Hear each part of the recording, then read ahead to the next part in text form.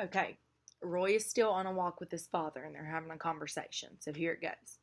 You remember that day last summer when we floated to the Madison Canyon? Sure, said his father, in the inner tubes. Right, said Roy, and remember we counted 5 great horned owls and 1 cottonwood? 5! Yeah, I remember. And you tried to take a picture, but the camera fell in the river? Not exactly. I dropped it in the river, Roy's father recalled sheepishly. Hey, it was a cheapo disposable. Yeah, but it would have been a great snapshot. 5 in the same tree. Yeah, said Roy. That was pretty amazing. The owl story did the trick. His father took the cue. The boy, this boy you told me about, you really don't know his name? He won't tell me. Neither will Beatrice, Roy said. That's the honest truth. He didn't take his stepfather's last name. Leap? No, not according to Beatrice. And you say he doesn't attend school? Roy's spirits fell. It sounded as if his father intended to report Mullet Fingers for truancy. What worries me, Mr. Eberhart said, is the family situation. It doesn't sound too good.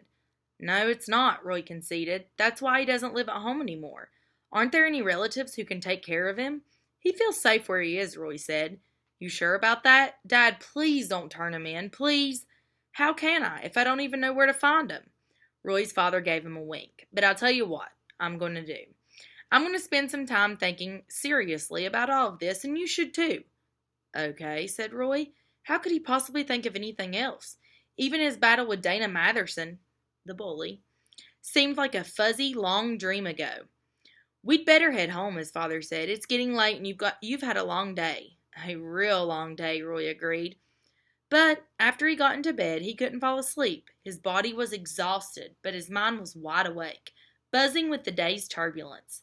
He decided to do some reading, and reached for his book titled A Land Remembered, which he'd checked out from the school.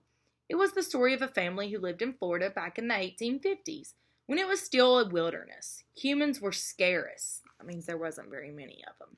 And the swamps and woods teemed with wildlife. Probably a pretty good time to be a burrowing owl, Roy mused. An hour later, he was half dozing off when he heard a tap-tap on the bedroom door. It was his mother, slipping in to say good night. She took the book from his hands and turned off the lamp on the nightstand. Then she sat down on the bed and asked how he was feeling. Beat, Roy said. That means he was super tired. Gently, she snugged the covers up to his neck. Even though he was way too warm, Roy didn't object. It was a mom thing. She couldn't help herself. Honey, she said, you know how much we love you. Uh-oh, Roy thought. Here it comes.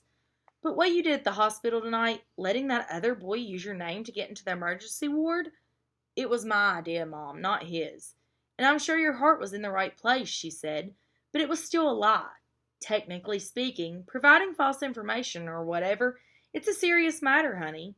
I know. And it's just, well, your father and I, we don't want to see you get in trouble, even for the sake of a friend. Roy raised himself up on one elbow. He would have run away before he'd given out his real name, and I couldn't let that happen. He was sick. He needed to see a doctor. I understand, believe me, I do. They were asking him all kinds of nosy questions, Mom, and meanwhile, he's about to keel over from fever, Roy said. Maybe what I did was wrong, but I'd do it all over again if I had to, and I mean it. Roy expected a mild rebuke, but his mother only smiled. Smoothing the blanket with both of her hands, she said, Honey, sometimes you're going to be faced with a situation where the line isn't clear between what's right and what's wrong. Your heart will tell you what to do one thing, and your brain will tell you to do something different. In the end, all that's left to do is look at both sides and go with your best judgment. Well, thought Roy, that's sort of what I did. This boy, his mother said. Why wouldn't he give out his real name, and why did he run from the hospital like that? Mullet Fingers had escaped through a window in the woman's restroom, next to the x-ray department. He left his torn green shirt dangling from the antenna of Officer David Delenco's patrol car, which was parked outside of the emergency room. He probably ran, Roy said, because he was afraid somebody would call his mom. So she doesn't want him anymore. She'll have him locked up in the juvenile hall. Remember, that's like juvenile delinquent hall. What? His mom sent him off to military school, Roy explained, and now she doesn't want him back. She said so herself in front of Beatrice. Roy's mother cocked her head. It means kind of like this. As if she wasn't sure that she had heard him correctly. His mom doesn't want him? Roy saw something flash in her eyes. He wasn't certain if it was sorrow or anger or both. She doesn't want him? His mother repeated. Roy nodded somberly. Oh my, she said. The words came out so softly that Roy was startled. He heard pain in his mother's voice, and he felt bad for telling her that part of Mullet Finger's story. I'm sorry, Mom, Roy said. I love you.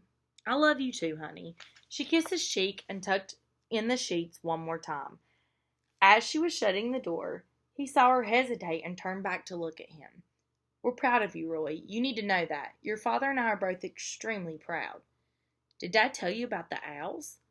Yeah, he told me. It's too bad. What should I do? What do you mean, Roy? Nothing, Roy said, sinking into his pillow. Good night, Mom. She had already answered the question anyway. All he had to do was settle the argument between his heart and his brain.